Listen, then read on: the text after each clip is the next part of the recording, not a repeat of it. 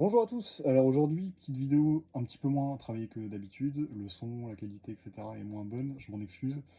J'avais besoin d'un petit format un peu plus spontané pour parler des lectures que je viens de finir et dont j'ai envie de parler, mais bon, qui ne méritent pas non plus un épisode monté et travaillé comme je le fais d'habitude. Et donc aujourd'hui, j'avais envie de vous parler, donc je viens de finir, de Nous, il ne restera que des cendres, qui est un seinen en 4 tomes, disponible chez Kana. Alors dans ce manga, on va suivre Yu, qui est un jeune tueur pour le compte de la mafia.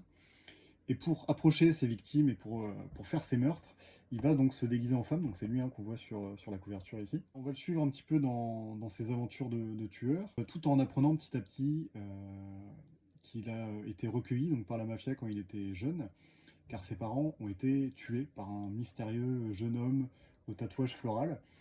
Et donc voilà, Yu a une idée en tête, c'est la vengeance, retrouver cet homme, et donc, il va tuer les gens pour le compte de la mafia, tout en essayant de trouver des indices sur ce fameux homme au tatouage floral. Comme vous pouvez le voir, le speech est assez classique, on est sur du seinen vraiment tout ce qu'il y a de plus basique. Pourquoi j'ai eu envie de vous en parler quand même? Eh bah, parce qu'en fait, franchement, le manga a une certaine vibe que j'ai vraiment bien aimé. Ça m'a un peu rappelé les seinen style années 90, pas trop prise de tête, sans un scénario très profond du coup, mais avec des idées cool, un scénario qui va un peu droit au but, mais et qui est cool quoi. Alors, petit ajout au montage, parce que je me rends compte que j'ai vraiment pas bien expliqué cette partie.